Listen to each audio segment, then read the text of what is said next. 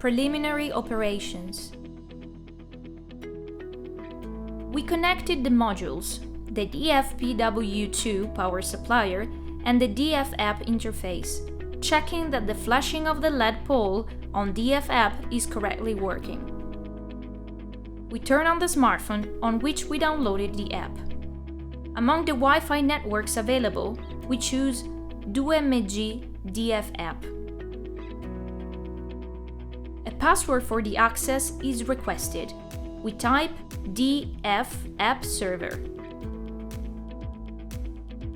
We wait for the smartphone to connect to the system.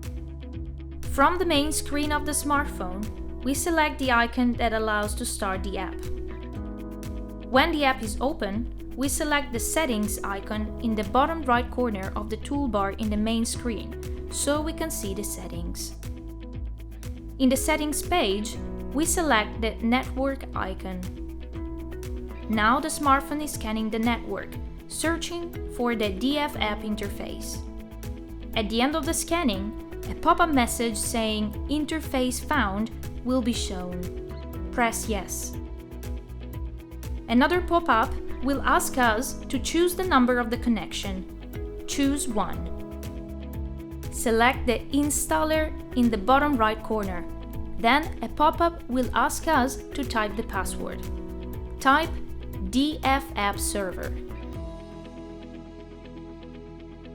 2 new buttons will appear in the bottom toolbar: Research and Modules. In the setting page, press Research.